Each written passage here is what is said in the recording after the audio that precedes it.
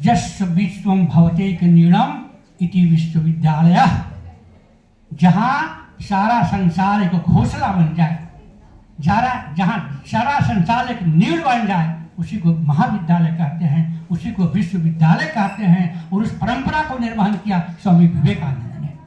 उन्होंने कहा कि शिक्षा के बिना हम अधूरे हैं, संसार अधूरा है, दुनिया अधूरी है। तो ये विश्वविद्यालय की परिभाषा, ये महाविद्यालय की परिभाषा हमारे गुरुओं ने दिया है। हमारे गुरुओं ने कहा कि जहाँ यत्र विश्वम भवतेक नीड़म इति विश्वविद्यालय, जहाँ सारा संसार एक घोंसला बन जाए, सारा मनुष्य एक बन जाए, विश्व के मानव एक हो जाए, यही है शिक्षा, यही है दीक्षा। और शिक्षा और दीक्षा दोनों में अनुनाश्रय संबंध है। जहाँ शिक्षा है वहाँ दीक्षा है ही। दीक्षा मतलब अध्यात्म, मानवता, धर्म, अध्यात्म। जिस शिक्षा में दीक्षा नहीं है वह शिक्षा अधूरी है। इसीलिए आप देखते होंगे कि महाविद्यालय में या विश्वविद्यालयों में जब शिक्षा समाप्त होती है तो शिक्षांत समारोह नहीं होता है, दीक्षांत समारोह होता है। दीक्षांत समारोह होता है यानी दीक्षा लेते हैं हम। तो ये भारत की परंपरा थी, ये भारत की पहचान, ये भारत की पहचान है मित्रों। और इसीलिए मैं बार बार कहता हूँ कि भारत जहाँ एक और कृषि प्रधान देश है, दूसरी ओर ऋषि प्रधान देश भी है। ऋषि प्रधान देश है, भारत कृषि प्रधान देश है। ये मुनियों की परंपरा रही है, भारत जोगियों की परंपरा रही है मेरे मित्रों। तो विवेकानंद, जिनका बचपन का नाम धैर्य था, कैसे थे?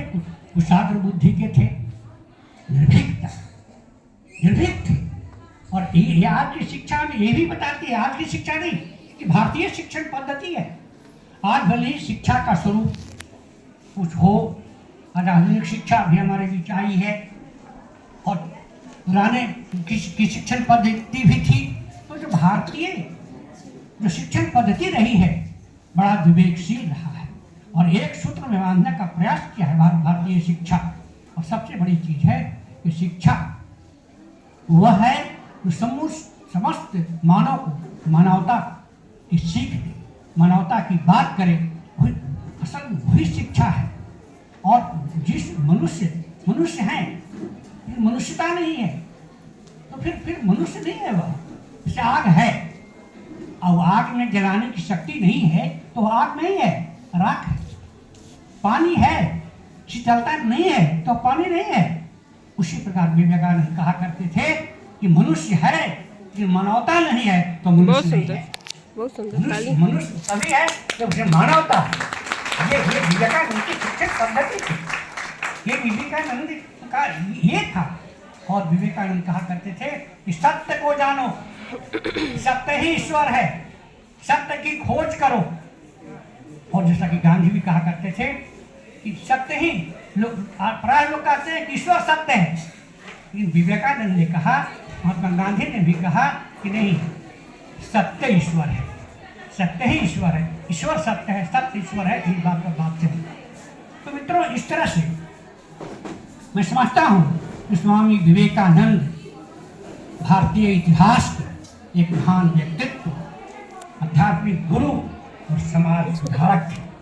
उनका जीवन उठो जागो और तब तक मत रुको जब तक तुम लक्ष्य की प्राप्ति न करो।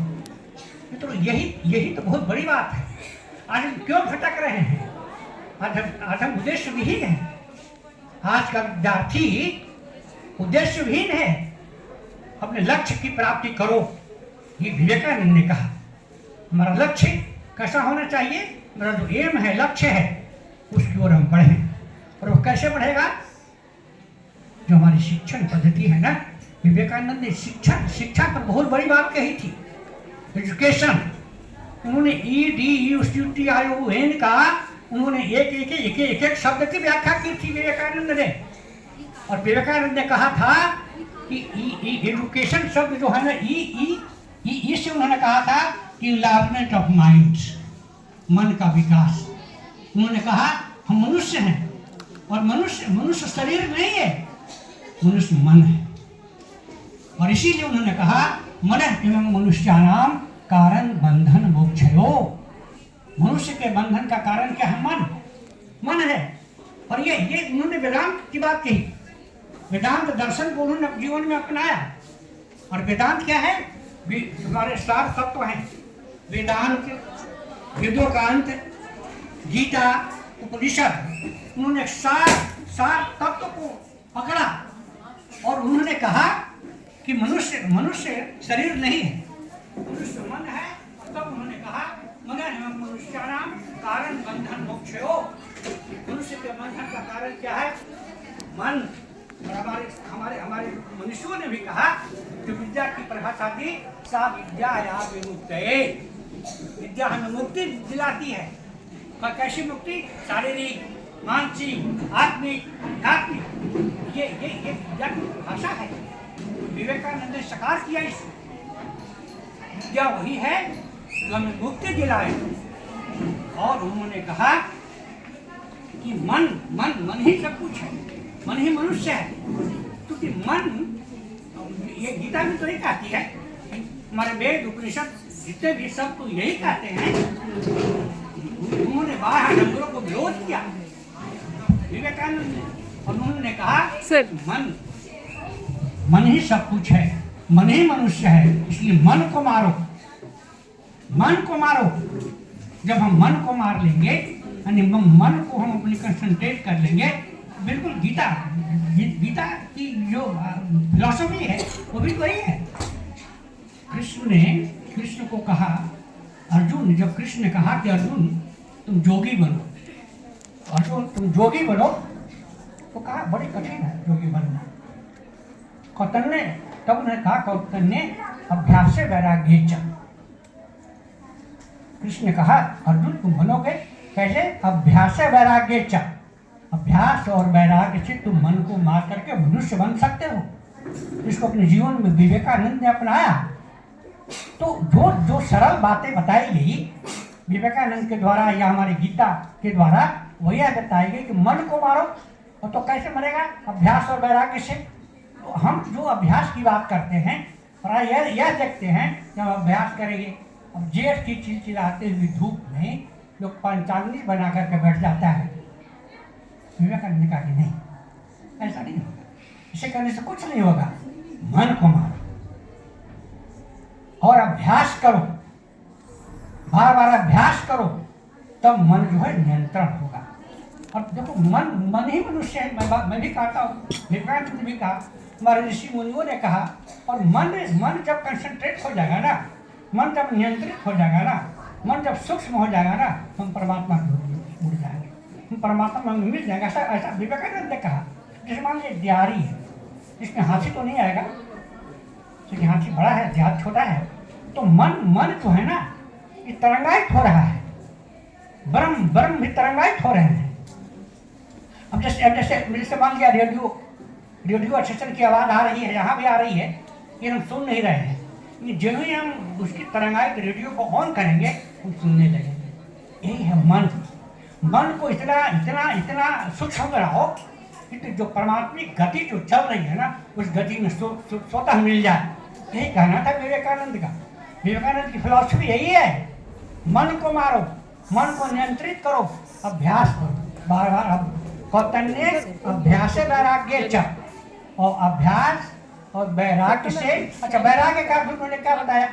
विवेकानंद ने वैराग्य का ये नहीं बताया कि तुम जंगल में जाओ, धुनी रमाओ, ऐसा नहीं। वैराग्य का अर्थ होता है इस जगत में रह करके, संसार में रह करके भी हम जगत से दूर रहें। जल कमलवत, बिल्कुल कमल जल में रहता है, कोई प्रभाव नहीं है उसके ऊपर। अब जब भी उसके पत्ते पर डालेंगे जल, तो बाहर हो जाएगा। विवेकानंद यही कहा, गीता की फिलॉसफी को अपनाया। कौतन ने अभ्यास से वैराग्य च, यानी मन को मारो। मन को जब तक नहीं मारोगे, क्योंकि मन ही मनुष्य है, मन मनुष्याणाम कारण बंधन मोक्षयो, उन्होंने ऐसा कहा। तो ये उनकी फिलॉसफी नहीं, वेदांत दर्शन। आत्मा क्या है, परमात्मा क्या है। और सही बात तो यह है, विवेकानंद ने कहा स्वयं को जानना ही यथार्थ ज्ञान है। ज्ञान की बहुत सी बातें आई, knowing oneself is real knowledge. Knowing oneself is the real knowledge, Swami Vivekananda ने कहा। हम स्वयं को जानें, और अगर हम स्वयं को जान लेंगे तो विश्व ब्रह्मांड को जान लेंगे, तो स्वयं में ही सब कुछ है। व्याख्या बहुत विस्तृत है, मैं संक्षेप में कहने का प्रयास करूंगा। हमारे अंदर ही महाभारत है, हमारे अंदर ही रामायण है, हमारे अंदर ही रावण है, हमारे अंदर ही राम है। शिवानी वहाँ से जाके फोटो ले लो। मैं थोड़ा सा हल्का जाना चाहूँगा। जैसे महाभारत हुआ, महाभारत में धर्म अधर्म की विजय हुई, तो हमारे विचार में भी दो तत्व हैं। एक आता है ऐसा करो, एक नहीं ऐसा करो। ये संघर्ष चल रहा है, आपके मन में भी संघर्ष है। महाभारत है, और वही तो महाभारत था। महाभारत में 5 पांडव थे, 100 कौरव थे। हमारे जो 5 पांडव है, हमारे मन में है, वह क्या है? वह है मूलाधार चक्र, स्वाधिष्ठान चक्र, मणिपुर चक्र, अनाहत चक्र और आज्ञा चक्र। 5 जो है ना, ये हमारे शरीर में है, पांडव है। और 100 पांडव, 100 कौरव क्या है? मन। 100 वृत्तियों से मन का निर्माण हुआ है, उसमें 100 वृत्तियां हैं। तो ये संघर्ष चल रहा है पांडवों और कौरवों के बीच, यानी हमारे विचारों के बीच और कुप्रवृत्तियों के बीच ये संघर्ष चल रहा है। यही तो महाभारत है। विवेकानंद ने कहा नहीं, वैसी परिस्थिति में तुम मन पर कंट्रोल करो, मन को देखो। तब उन्होंने अंतिम में कहा मदन मनुष्याणा कारण बंधन मोक्षो, ये उन्होंने साधना की बात कही। और तब उन्होंने कहा कि साधना के द्वारा हम उस परम ब्रह्म को पा सकते हैं, ये विवेकानंद ने कहा। और तब उन्होंने ऐसा कहा कि केवल साधना करने से तुम्हें मोक्ष और मुक्ति नहीं मिलेगी। विवेकानंद के एक ही सूत्र था, आत्ममोक्षार्थम जगत हिताय च, आत्ममोक्षार्थम जगत हिताय च। तुम आत्ममोक्ष की साधना करते रहो, लेकिन जगत के हित की बात करो। जब तक जगत का हित की बात नहीं करोगे, तुम मोक्ष और मुक्ति नहीं मिलेगी। ये मानना था विवेकानंद का। और तब उन्होंने कहा कि जो हम हैं और हमको जानना ही वास्तविक ज्ञान है। Knowing oneself is the real knowledge, जैसे कि उन्होंने कहा।